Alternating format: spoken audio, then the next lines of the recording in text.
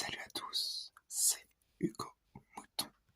On se retrouve aujourd'hui pour une nouvelle vidéo. Malheureusement, ce n'est pas la vidéo sur Alberto Ascari que je vous avais promis la semaine dernière. Je n'ai pas eu le temps de terminer le script de la vidéo, étant donné que j'ai toujours pas fini le livre et que j'ai pas encore consulté 2-3 articles que j'avais mis de côté. Donc elle arrivera un peu après, pas la semaine prochaine, parce que la semaine prochaine, normalement c'est le double header sur l'Australie et sur Bakou. Donc peut-être dans 2 semaines, on verra. De toute façon elle arrivera. Sachez juste que je m'informe en ce moment sur tous les pilotes sur lesquels je parle, dans les pilotes historiques. C'est-à-dire que Farina, Fangio, c'était des pilotes historiques où j'ai consulté beaucoup d'articles sur le net. Ascari, Offron, Brabham, Jones, enfin tous les autres. Je vais beaucoup plus m'informer. Là en l'occurrence, je lis des livres sur la Formule 1 beaucoup plus qu'avant. Sur Ascari, le livre est assez conséquent, donc c'est pour ça que ça prend un peu de temps. Je sais que pour Jim Clark, c'est déjà prêt. Pour Brabham, c'est quasiment prêt parce que j'en lis un aussi. Donc voilà, il y a tout un processus qui est lancé sur ça pour que les vidéos soient qualitatives et soient vraiment à la limite du professionnel. Dans les informations, je précise, parce que bon, je reste un très grand amateur en vidéo. Le montage n'est pas exceptionnel non plus. J'essaie juste de vous trouver des images d'archives et d'époque, ce qui est bien sur certains de ces livres, puisque à l'époque, ils mettaient beaucoup d'images dans les livres, donc je peux essayer de vous les imprimer, vous les photocopier pour les mettre en vidéo, les scanner, voilà, c'est ça, c'est le mot que je cherche, pour vous les mettre en vidéo, pour que les vidéos rendent un peu mieux. Mais donc voilà, aujourd'hui ce n'est pas une vidéo sur les pilotes historiques, sur les pilotes en 5 minutes, comme j'avais essayé d'appeler ça.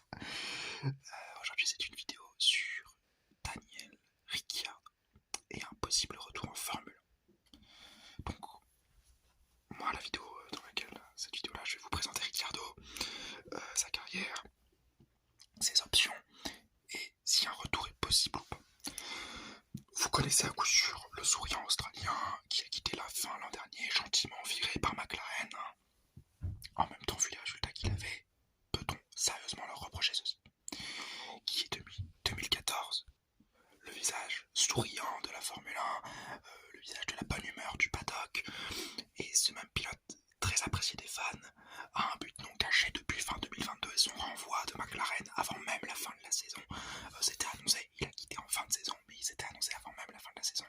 Et avec le recrutement d'Oscar Piastri, et son objectif c'est un retour en F1 et exclusivement dans une équipe qui joue la gagne.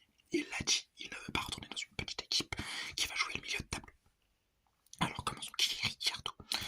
Né en 89 à Perth en Australie et commence en formule de promotion à partir des années 2006 dans la formule BMW Asia, puis en formule Renault 2.0 en Italie où il est tout de suite assez haut dans le classement, 3e et 6e. Dès 2008, il affrontera son grand coéquipier, son grand rival de toujours, Jean-Éric Vergne, le français, en formule Renault 2.0 WEC, et se battra avec lui jusqu'en 2011, année où il rejoint HRT en cours de saison.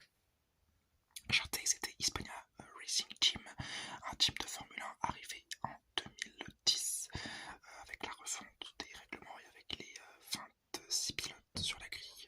C'est avec Virgin, Marussia et HRT en l'occurrence, c'est les 3 équipes d'une 3 nouvelles écuries qui rejoignaient la Formule. Les 2 pilotes, Jeff et Ricciardo, sont pilotes de la filière Red Bull, ça c'est très important. Ils ont tous les deux été couverts par Red Bull et ils passent tous deux chez Toro Rosso en 2012 où ils se battent une saison chacun. 2013 pour Ricciardo, 2012 pour Jeff. Donc 2012 c'est Jeff qui prend l'avantage sur son coéquipier et en 2013 c'est Ricciardo qui prend le meilleur sur Jeff. Et c'est une bonne saison pour Ricciardo qui profite du départ de Weber chez l'écurie mère Red Bull pour prendre son siège. C'était la bonne saison pour faire un bon résultat. Les moments de gloire de Ricciardo, c'était sa première saison chez Red Bull. Il remporte 3 grands prix sur des circonstances certes, mais il réussit à prendre des victoires. Et en plus de ça, il bat son coéquipier Sébastien Vettel, 4 fois champion du monde, après 4 années de domination. C'est pas rien. En 2015, il est rejoint par Daniel Kvyat après le départ de Sébastien Vettel et il est battu par le Russe. Mais la saison est assez bonne, quoique en dessous des Ferrari et des Mercedes intouchables et les Ferrari avec la voiture de James Allison qui était exceptionnelle. Il a une saison en demi-teinte, enfin, c'est un Verstappen arrivé en cours de saison, mais il gagne tout de même en Malaisie en fin d'année. Et sauve un petit peu une saison qui était vraiment en demi-teinte, parce que Verstappen, à peine arrivé, gagne une course, ce qui l'avait mis un peu mal. En 2017, la saison est meilleure, mais il n'a pas la voiture pour la gagne et est même sabordé par son écurie à Monaco. En 2018, il est exceptionnel au niveau de la conduite. Il est vraiment imbattable. Mais cette fois-ci, c'est la mécanique qui le saborde. Et il voit donc sa saison cachée. Après 3 victoires en début de saison, c'est Verstappen qui prend l'ascendant dans l'écurie. Et voyons ceci, voyons même l'avantage que Red Bull donne à son pilote. Il préfère quitter Red Bull. En 2019, il rejoint donc Renault dans une saison moyenne pour l'écurie aux losanges. Et découragé par le manque de progrès sur cette même saison 2019, il signe un pré-contrat avec McLaren pour 2021. Mauvais choix, en regardant dans le passé, c'est un mauvais choix, car en 2020 il réalise une saison de patron avec 2 podiums chez Renault et une écurie qui vraiment montre des énormes progrès. C'est ensuite la chute de Ricciardo, car en 2021 il ne prend pas la mesure de la voiture orange malgré une victoire miracle à Monza. Il est nulle part durant tout le reste de la saison. Et en 2022, il fait une saison cataclysmique et est viré avec comme meilleur résultat, je crois, une 5e ou 6e place, ce qui n'est pas digne d'un pilote comme lui. Dès la fin donc, de cette saison 2022, Ricciardo a des options pour rester en Formule 1, Haas et Williams. Et il refuse cependant car il veut des victoires, il veut des garanties de résultats. Et en plus, Haas a du mal à gérer son salaire. Et Williams, le projet est alléchant, mais pas trop non plus. Donc il refuse. Et maintenant, on va pouvoir parler des options de Ricciardo pour le futur. Déjà cette année, en 2023, il est chez Red Bull en tant que 3e pilote. Est-ce que l'option Red Bull peut être envisagée? Vous savez, Perez et Verstappen sont chez Red Bull. Verstappen est indéboulonnable, et à part un pétage de boulon de la part du néerlandais qui quitterait la F1 du jour au lendemain, la seule façon de prendre la place, c'est de prendre la place de Perez. Comment pourrait-il prendre la place de Perez? On a vu des tensions en interne, et on a vu un Perez pas super à l'aise en fin de saison dernière. Mais en même temps, c'est comme ça depuis 5 ans. Red Bull, les premières courses, le second pilote, il est bien, et jusqu'à la fin de la saison, la voiture elle est adaptée à Verstappen. C'est le pattern. Donc si on se sert de ça pour dire que Red Bull va virer Perez à cause de petites tensions et à cause du fait qu'en fin de saison, il ne prend pas la mesure de la voiture, j'y crois pas trop, parce que Red Bull est pas con, ils savent qu'aucun pilote n'aura la mesure de la voiture avec Verstappen, à part avoir un style exactement comme Verstappen, ce qui est quasiment impossible. Donc je ne le vois vraiment pas rejoindre Red Bull, et je ne vois vraiment pas Red Bull virer Perez. Et même s'il vire Perez, je ne les vois pas reprendre un Ricciardo vieillissant, parce qu'il a 33 ans quand même, le Ricciardo. Donc, pour moi, c'est pas possible. Une arrivée chez Ferrari, ça c'est peut-être plus intéressant. On l'a vu, le duo Leclerc-Sainz est en perdition dans ce début de saison, et même vers la fin de la saison dernière. Leclerc va peut-être en avoir ras le cul et chercher une autre écurie. Et Sainz, il est pas fiable, il est pas bon, il y a du mal, Sainz. Donc peut-être que ça peut lui permettre de rejoindre une Ferrari, mais est-ce que Ferrari jouera vraiment la gagne? On sait pas trop, on espère, moi j'espère en tout cas. Mais ça pourrait être une option, parce qu'en plus on sait qu'il a des grosses attaches avec Ferrari et qu'il avait même failli signer en 2021. Mercedes ensuite. On sait que Toto Wolff aime bien le pilote, on sait que Hamilton aime bien le pilote.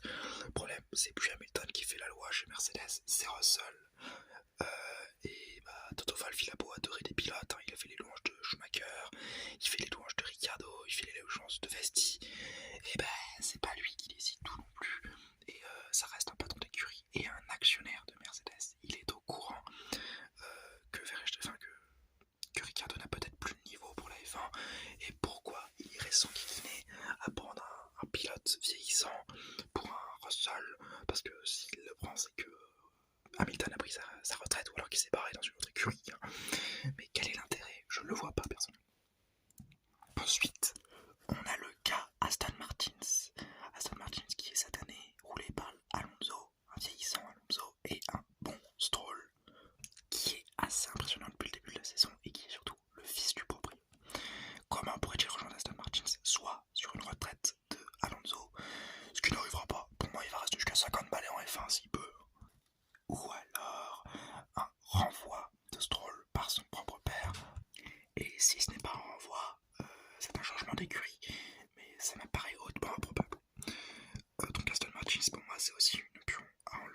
les options beaucoup plus sérieuses, c'est Cadillac et Audi. Les nouvelles écuries qui devraient rentrer en F1. Audi c'est sûr, Cadillac on sait pas encore, Cadillac c'est Cadillac Andretti. Donc on va commencer par Audi. Audi, le projet on le connaît, c'est un projet allemand. Ils veulent un pilote allemand. Donc ce sera soit Schumacher, soit un jeune des formules de promotion en ce moment, mais en allemand il n'y a pas beaucoup. Soit un Sébastien Vettel. Donc voilà, ça va être assez compliqué. Mais il y a aussi le deuxième pilote. Et là, le deuxième pilote, c'est très intéressant, Ricciardo. Ricciardo, c'est un pilote d'expérience qui aura continué à rouler en tant qu'essayeur chez Red Bull, donc la meilleure écurie pour l'instant.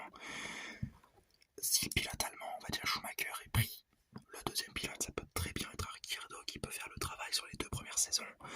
Et voilà. Après, le petit point noir, c'est qu'il aura 35 ans en 2026. 35 ans, tu commences sérieusement à vieillir. Et à part si t'es un Alonso ou un Hamilton, donc une force de la nature, un talent brut de la Formule 1, limite un GOAT, parce que ces deux-là sont dans le débat du GOAT, Ricciardo, il ne l'est pas. Ricciardo aura peut-être un peu plus de mal. C'est peut-être là où on peut se poser la question. Ensuite, l'écurie qui est selon moi la plus probable pour une arrivée de Ricciardo, un retour surtout de Ricciardo en F1, c'est Cadillac Andretti. Cadillac Andretti, c'est du US. Donc si ça arrive, ça prend un pilote US directement. Soit ça débauche Sargent, soit ça va chercher un Palou, un New Garden, quelque chose comme ça en IndyCar. Vraiment, ça prend un pilote qui fait de l'IndyCar pour montrer qu'il va pour faire une petite passerelle et pour dire on a un pilote US. Et le deuxième pilote, il faut un pilote qui connaisse la F1 et un pilote très américanisé, puisque c'est du Cadillac Andretti, qui aura beaucoup de commercialisation et que franchement le meilleur pilote pour la commercialisation c'est Ricciardo. Adoré des fans, un peu américain dans l'âme, il est australien mais il adore les US et un petit peu foufou, c'est exactement ce qu'il faut pour Cadillac Andretti. Mais là un nouveau problème vient se mettre devant lui. Est-ce que cette écurie va arriver en F1? Et là, la vraie question, elle est là. C'est pas donné, c'est pas sûr. Beaucoup d'écuries ne veulent pas l'arrivée de Cadillac Andretti. La FIA a même du mal visiblement à accepter ça. Même si pour les fans ce serait génial. Ne prenons pas pour acquis une arrivée de cette écurie qui me paraît probable, mais avec une énorme part de doute. Et cette énorme part de doute pourrait potentiellement cacher les plans de l'Australie. Alors, pour terminer cette vidéo, est-ce qu'on va donner notre avis, un retour ou pas? Et bien selon moi, il n'y aura pas de retour de Ricciardo, au grand dam de beaucoup de personnes. Pas mon grand dam, vous avez sûrement compris dans beaucoup de mes vidéos, c'est pas mon pilote préféré. C'est un pilote que j'apprécie. C'est un peu grâce à lui que j'ai commencé la F1 sur YouTube. Parce que j'avais vu une vidéo drôle de F1 et j'avais vu Ricciardo dans quasiment toutes les compiles. Je me disais mais qui c'est ce mec, il est trop marrant, enfin il me fait rire. Mais à part ça, j'ai jamais eu une grosse attache avec lui. Au émotionnel, je parle. Donc franchement, moi je me sens pas déçu de ne pas le revoir en Formule 1. Ça fait plaisir de le voir dans les paddocks de temps à autre. Mais ce serait bien aussi si ça s'arrête là. Il y a de la place pour les jeunes, il a 33 ans actuellement. Les potentiels projets pour son arrivée, ce serait à ses 35 ans. C'est vieux quand même, ça vieillit, un pilote. Donc bon, je suis pas tout feu tout flamme à l'idée de le revoir. Et après, il y a bien sûr la question du niveau, des nouvelles voitures, de sa cote et de son âge qui rentrent en ligne de compte et qui font, selon moi, qui ne reviendra pas. Le niveau des dernières saisons, il était cataclysmique. Les nouvelles voitures, c'est pas son style de pilotage. Lui, il veut des freins. Ces nouvelles F1 là, les freins, c'est pas forcément ce qu'il y a.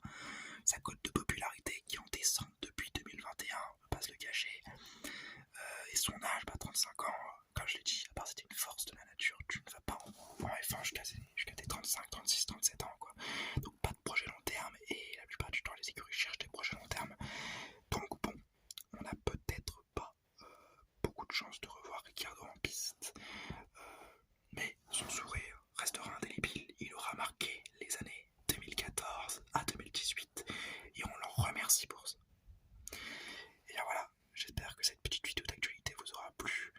Si c'est le cas, le petit like, le petit commentaire et le petit abonnement. J'espère vous avoir détendu. Et n'oubliez pas, forza,